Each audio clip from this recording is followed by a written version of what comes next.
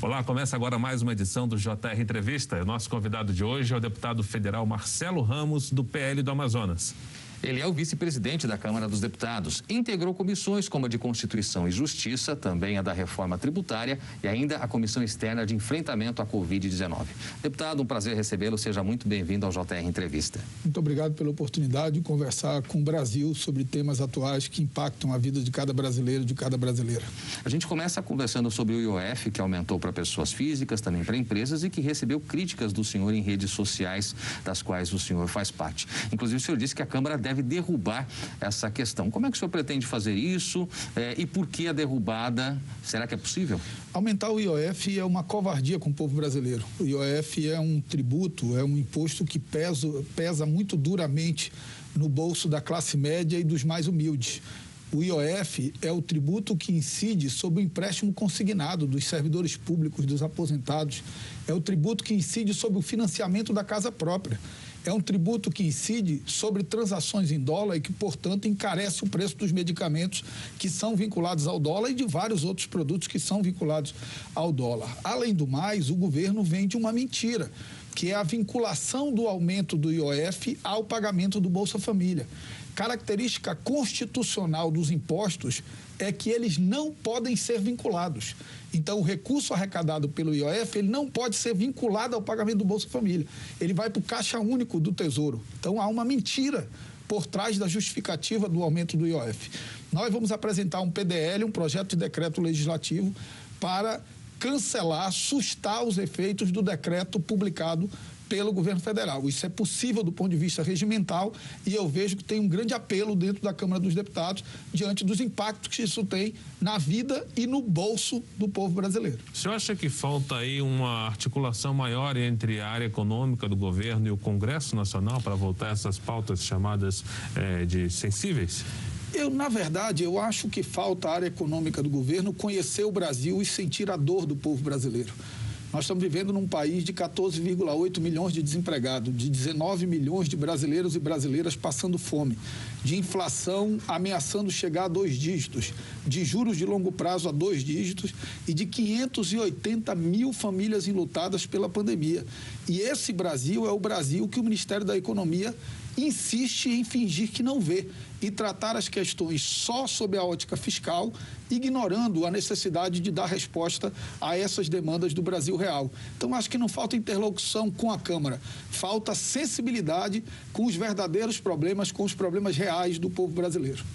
Deputado, nos últimos dias, os presidentes da Câmara e do Senado têm se reunido para tentar resolver essa questão dos precatórios, que traz um tremendo impacto sobre o orçamento ainda deste ano e principalmente do ano que vem. Até mesmo sobre o que o governo tenta no aspecto de fortalecer um pouco mais alguns programas sociais. Mas essa questão dos precatórios parece que vai demandar uma certa energia do Congresso. O senhor vê uma solução? A questão de parcelamento pode ser a melhor forma? As duas soluções apresentadas até aqui pelo governo, tanto a solução do Ministério da Economia, contida na PEC, que já foi aprovada na CCJ, como a que tem sido verbalizada nos últimos dias, são soluções que caracterizam, sob a lógica do credor, calote. É o governo dizendo que tem uma decisão judicial que manda pagar e ele dizendo não vou pagar ou vou pagar como eu quero, parcelado em 10 vezes. E, sob a ótica fiscal, é claramente uma pedalada fiscal. O governo trata a questão fiscal como se todo mundo fosse tolo. Não, eu não vou furar o teto. Eu não vou furar o teto empurrando 50 bilhões de dívidas obrigatórias desse ano para o ano que vem. Ora, isso é furar o teto. Furar o teto de forma disfarçada, não transparente. Isso é um grave equívoco. Os efeitos disso já estão demonstrados na economia. Quando o ministro Paulo Guedes anunciou a PEC do precatório, que é a PEC do calote, da pedalada, os juros futuros saíram de 9% para 11%. Isso já significa um prejuízo de 100 bi. Então, para economizar 50 bi esse ano, nós já arrumamos um prejuízo de 100 bi para o Brasil. Isso é primário, é um erro primário. Além de tornar o Brasil um país inseguro, um país que parcela compulsoriamente os seus precatórios, não gera confiança de que amanhã, numa outra necessidade, não vai parcelar compulsoriamente os títulos da dívida pública. Isso gera insegurança absurda.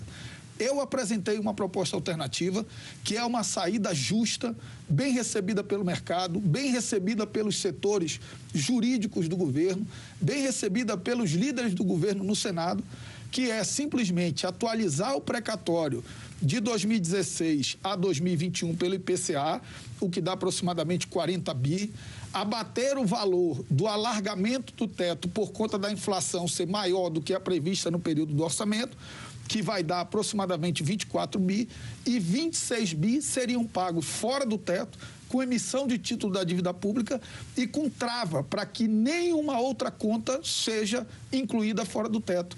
Isso é uma saída que todo mundo recebe bem e que garante a segurança jurídica do país, porque paga integralmente o precatório.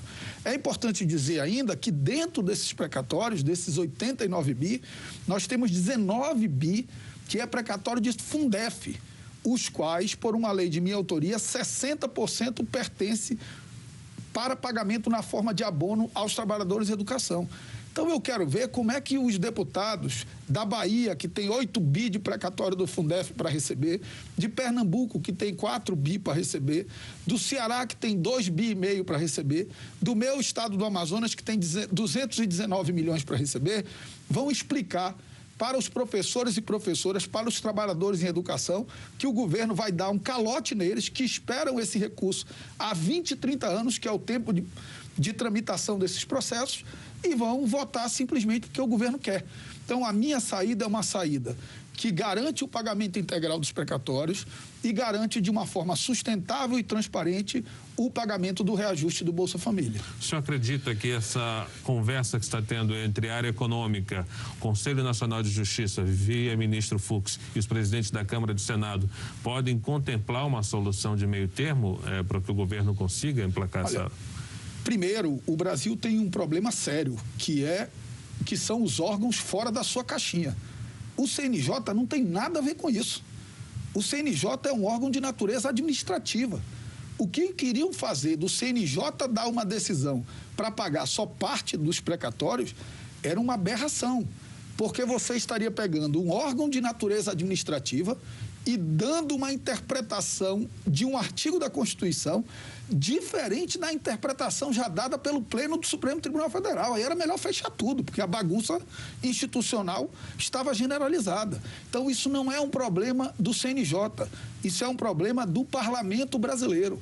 A saída proposta pelo CNJ, em conjunto com as presidências das casas, é a saída mais absurda que existe. Eles propõem atualizar o precatório de 2016 até hoje, que dá 40 bi, pagar 40 bi e não escrever os outros 50 bi. Isso é uma brincadeira. Isso não pode ser sério. Um país que faz isso não é um país sério, em que o Supremo Tribunal Federal transita em julgado uma ação, manda pagar e o CNJ manda o juiz da execução não escrever a dívida. Por quê? Além do impacto fiscal disso ser incalculável, porque ano que vem também vai ter precatório. Aí vai ter o precatório do ano mais 50 bi desse ano. Vai ter que arrolar de novo. Aí no ano seguinte vai ter o precatório do outro ano mais 100 bi. No ano seguinte o precatório do outro ano. Isso em 10 anos, segundo os cálculos da Instituição Fiscal Independente do Senado, vai dar 1 trilhão de prejuízo. Então, não pode ser séria uma proposta dessa. O governo precisa pagar integralmente os precatórios e o excedente, que deve ficar por volta de 26 bi, pagar fora do teto de gastos, com trava para que não entre nenhuma outra despesa. A conversa do Ministério da Economia não se sustenta. Não, nós não queremos romper o teto de gastos. Ora, não quer romper o teto de gastos, passando 50 bi da dívida desse ano para o ano seguinte, isso é romper o teto de gastos. E romper o teto de gastos com uma pedalada fiscal. Lembrando que pedalada fiscal hoje é crime, que inclusive já foi motivo de impeachment de um presidente da República. Querem colocar isso na Constituição. É uma aberração que nós não podemos compactuar. Nós lembramos que você pode assistir ao JR Entrevista na Record News às 10h40 da noite, no Portal R7, no Play Plus, no Jornal da Record, no JR 24 horas à meia-noite e meia e também nas nossas redes sociais. Muito bem, Fara. Deputado, a gente sabe que o senhor é o vice-presidente da Frente Parlamentar pela Desoneração da Folha de Pagamentos. Queria saber como é que estão os trabalhos e qual a importância, né, da aprovação desse projeto de um modo mais direto para a manutenção e geração de futuros empregos também. O projeto de lei que prorroga a desoneração dos 17 setores da economia que mais empregam, de autoria do deputado Efraim, foi aprovado com o relatório do deputado Jerônimo Guerner, lá do Rio Grande do Sul. Eu apresentei um requerimento de urgência. Nós conseguimos, com muita dificuldade, mas conseguimos a assinatura necessária para a tramitação do regime de urgência. Esse regime de urgência já entrou na pauta. Há uma resistência do presidente de pautar essa matéria, mas nós temos procurado sensibilizá-lo, no sentido de que nós vivemos num país, como eu disse anteriormente, de 14,8 milhões de desempregados. Você onerar a folha de pagamento significa você aumentar esse número de 14,8 milhões de desempregados, porque as empresas vão demitir se você retomar a carga tributária integral sobre esses setores que mais empregam na economia. E essa é o tipo da conta burra. Porque como as pessoas vão demitir, ainda que com alíquota maior, a receita não será a anteriormente prevista, porque incidirá sobre menos trabalhadores. E as demandas sociais de um trabalhador desempregado são muito maiores do que a de um trabalhador empregado. Então é uma conta burra. O governo passará a arrecadar menos do que espera e passará a gastar mais, porque terá que atender demandas de novos desempregados. Gente que vai receber auxílio-desemprego, que quando acabar o auxílio-desemprego vai ter que ir para o Bolsa Família. Então, isso é uma medida absolutamente insustentável. Isso é estrutural no sistema tributário brasileiro, que é a sobretaxação de consumo e folha de pagamento. Se nós não acabarmos com isso, se nós não reduzirmos a taxação sobre o consumo e sobre a folha de pagamento, nós vamos continuar com um sistema tributário que desestimula a atividade produtiva, desestimula o emprego e, acima de tudo, desestimula o consumo e faz com que os mais pobres comprometam mais da sua renda com pagamento de tributo do que os mais ricos. É isso que nós precisamos enfrentar numa verdadeira reforma tributária. Deputado, o senhor votou a favor da quarentena de 4 anos para juízes, integrantes do Ministério Público, policiais e militares que pretendem se candidatar. Qual é a justificativa? Veja só, quem julga, quem denuncia e quem prende tem mecanismos de proteção para que possa exercer a atividade de julgar, de denunciar e de prender com liberdade. Inamovibilidade, direito de portar uma arma, decidir sobre a liberdade ou não de uma pessoa, decidir sobre uma ação de improbidade contra alguém ou não. São esses os poderes que estão postos sobre juízes, promotores e policiais. E para isso eles têm uma série de proteção. Ao tempo que eles têm uma série de proteção, eles precisam ter travas para que esses poderes sejam exercidos em nome da lei, em nome dos valores do Estado e não em nome de objetivos eleitorais. E é simplesmente estabelecer essa trava. Lembrando que a lei é absolutamente racional e ponderada. Ela estabeleceu 6 meses para a eleição de 2022, 6 meses é apenas colocar os policiais na regra dos restantes dos servidores públicos, que já tem que cumprir 6 meses. 6 meses em 2024 e 4 anos só a partir de 2026. Então é algo que tem absoluta previsibilidade e que objetiva descontaminar o exercício da atividade policial, judicial e de Ministério Público do interesse político eleitoral que legitimamente alguns que participam dessas carreiras exercem. Mas quem quer fazer política tem que sair da polícia, do judiciário ou do Ministério Público. Não pode fazer política utilizando o poder de prender, de condenar ou de denunciar. Deputado, o senhor citou há pouco a questão da reforma tributária e a gente sabe que ela precisou ser fatiada para que alguma coisa conseguisse ser aprovada. O que foi aprovado até agora foi uma mini-reforma, digamos assim, do imposto de renda. Como o senhor avalia, em primeiro lugar, esse texto e qual seria a reforma ideal em termos de simplificação, talvez, de tributo? Como é que o senhor enxerga isso para o país? Eu penso que a reforma ideal, ela deveria ter 2 objetivos. Diminuir a complexidade do sistema tributário nacional, que é dos mais complexos do mundo, e diminuindo a complexidade, você diminuiria as obrigações acessórias e o contencioso, e, por outro lado, e talvez o principal, diminuir a regressividade do sistema. O nosso sistema ele é muito regressivo, porque ele sobretaxa o consumo e subtaxa a renda e a propriedade. E aí você faz com que os mais pobres comprometam mais da sua renda com o pagamento de tributos do que os mais ricos. Então, uma reforma justa seria uma reforma que simplificasse e que fizesse uma transição da tributação sobre o consumo para a tributação sobre a renda e sobre a propriedade. Porque externalidade de riqueza não é o que você paga de imposto no quilo de arroz, é o que você paga de imposto na sua renda e nas propriedades que você tem. O governo nunca conseguiu fazer uma proposta sobre isso. E aí faz um improviso absoluto que tem tido um efeito muito ruim na economia.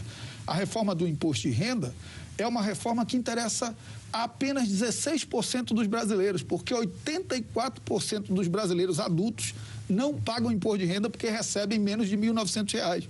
Para esse cidadão, não importa o que muda no imposto de renda. Para esse cidadão, o que importa é o ICMS no arroz, no feijão, no macarrão, no gás de cozinha, é o IPI na geladeira, no fogão, é o ISS na tarifa de transporte coletivo. Então, são esses tributos que nós precisamos reordenar, simplificar. Então, infelizmente, o caminho que o governo escolheu é um caminho muito ruim e que trará muitos prejuízos ao povo brasileiro. Muito obrigado, deputado. O JR Entrevista vai agora a um rápido intervalo e na volta a gente vai conversar sobre o ambiente entre os três poderes nesse momento, depois, é claro, dos atos de 7 de setembro. Não saia daí, a gente volta já já. Estamos de volta com o JR Entrevista. Hoje nós conversamos com o vice-presidente da Câmara dos Deputados, Marcelo Ramos, do PL do Amazonas. Deputado, outra pauta polêmica é a reforma administrativa. E um dos pontos mais discutidos é justamente a estabilidade dos servidores. Como é que o senhor vê esse ponto especificamente? O senhor acha que vai dar muita polêmica ainda ou é possível chegar a um consenso? Primeiro, eu acho um grande equívoco alguém tentar acabar com a estabilidade do servidor público. A estabilidade do servidor público é um instrumento importante, não só de evitar o apadrinhamento no serviço público, como também de garantir a independência funcional que muitas vezes o servidor público precisa ter para tomar uma decisão. Então, a estabilidade é um instrumento fundamental. Então, eu sou contra discutir acabar com a estabilidade. O que eu acho? Nós precisamos ter mecanismos de avaliação de desempenho com critérios claros vinculados a um caderno de encargos dos governos. Então, os governos têm metas, dentro dessas metas, cada servidor tem as suas metas a serem cumpridas e o descumprimento reiterado dessas metas pode dar aso a uma demissão por justa causa, porque a estabilidade já não é absoluta. Quem é condenado em processo criminal transitado em julgado pode ser demitido. Quem tem mais de 30 dias de falta ininterruptas pode ser demitido. Então, você criaria um outro mecanismo de demissão decorrente do baixo rendimento, para que você estimule o servidor a prestar um serviço de qualidade. Nós não podemos criminalizar o servidor como se todos não prestassem e fossem ineficientes, mas também não podemos idealizar os servidores como se todos fossem ótimos. Nós temos que ter mecanismos de avaliação, como tem a iniciativa privada. Eu acho que esse seria o melhor caminho. O fato é que, até aqui, o que se fala de texto da reforma administrativa tem desagradado tanto os servidores como os que defendiam a tese da reforma. Então, nós estamos muito longe de construir um texto que seja possível de alcançar os 308 votos necessários para aprovação. Agora, deputado, depois das manifestações que o Brasil vivenciou no 7 de setembro pró-governo, a gente sabe que houve uma tensão entre os poderes, principalmente entre executivo e judiciário. O presidente Jair Bolsonaro, na ocasião, chegou a emitir uma nota em que pedia desculpas por algumas colocações, algumas críticas que fez diretamente ao Supremo. Como é que o senhor vê hoje esse ambiente? Essa nota do presidente Bolsonaro, costurada pelo ex-presidente Michel Temer, trouxe um pouco de paz entre os poderes ou a gente vive uma tensão ainda? O presidente Bolsonaro, ele vive de tentativa e erro, né? Ele testa os limites até onde ele pode ir. E no dia 7 ele testou como nunca. O que ele percebeu? Que sob a lógica autoritária, ele não recebeu sustentação dos militares e colocou muita gente na rua, mas não gente suficiente para sustentar um golpe de Estado, uma saída fora da democracia. Sob o ponto de vista democrático, ele explodiu todas as pontes com os poderes e com todo o campo democrático do país. Então, na minha opinião, ele faz um recuo tático.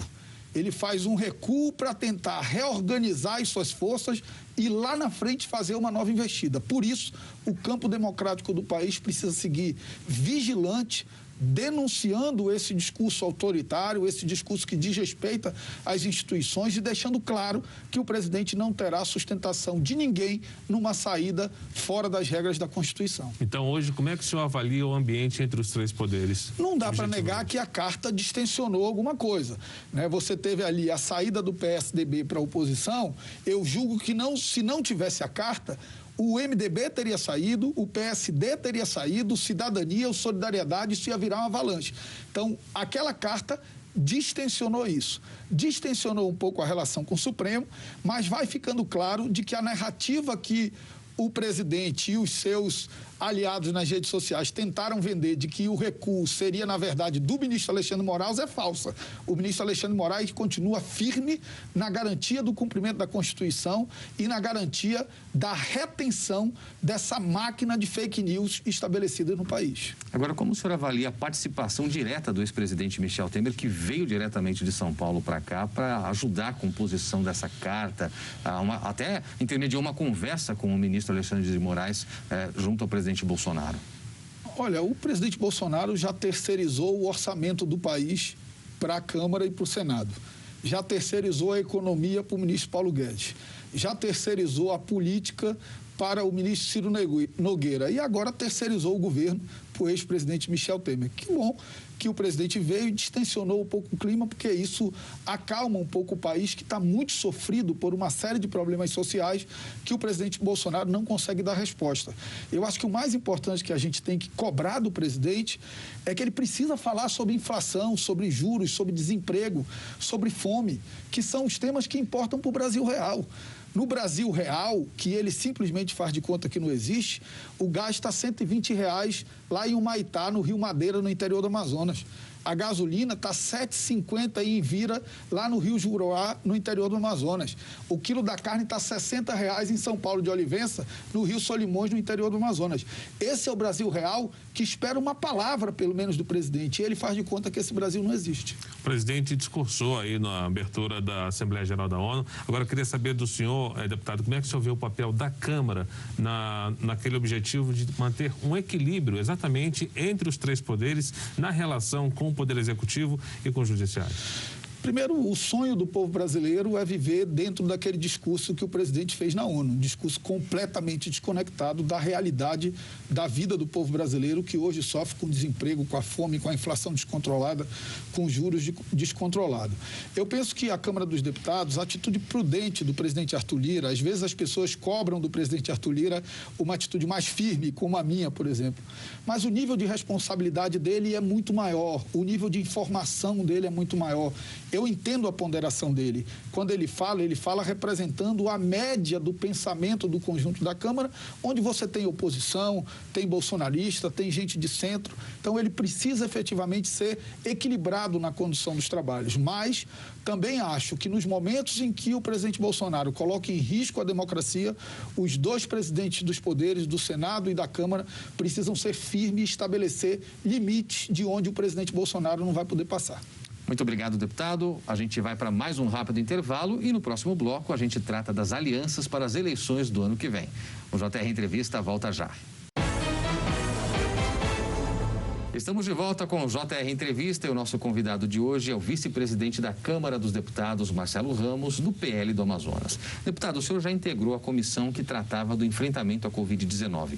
Que análise é possível fazer sobre o cenário de combate e de vacinação a essa questão aqui no país? Olha, eu acho que não dá para colocar todas as mortes na conta do presidente da República, mas também não dá para deixar de reconhecer de que a negação dele da gravidade da doença, o atraso dele na compra da vacina, o estímulo dele a não uso de máscara fez algumas vítimas nesse processo e a CPI está procurando elementos que possam caracterizar isso para que seja feita uma denúncia. No mais, eu penso que mais do que encontrar culpados, a gente precisa entender que a pandemia ainda não acabou, acelerar o processo de vacinação, porque ficou claro também que não existia um remédio para a economia, que era abrir tudo, e um para a pandemia, que era fechar tudo. O remédio era o mesmo, vacina. Se nós tivéssemos vacinado mais rápido e feito os esforços mais efetivos para a compra e distribuição das vacinas, a gente teria sofrido menos, tanto na pandemia como na economia. Deputado, estamos praticamente a um ano das eleições. O senhor aposta numa terceira via? Olha, eu acho que tem um grande desafio a terceira via, que é apresentar um projeto ao país. Infelizmente, todos os candidatos que até aqui se apresentam como terceira via simplesmente se apresentam negando que não são Lula e nem Bolsonaro. O Brasil precisa mais do que isso. O que é a economia entre Lula e Bolsonaro? O que é o meio ambiente entre Lula e Bolsonaro? O que são as relações internacionais entre Lula e Bolsonaro? Então, eu ainda sinto a falta de alguém que apresente ao Brasil um projeto que seja moderado, liberal na economia, socialmente responsável, ambientalmente sustentável e com compromissos inafastáveis dos valores democráticos do país. Eu espero, sinceramente, que alguém apresente isso. Se não para ganhar a eleição, mas pelo menos para qualificar o debate e trazer o debate para um campo mais moderado e mais equilibrado. O grande desafio do Brasil pós-eleição, seja quem for o presidente, é o desafio de reconciliação nacional.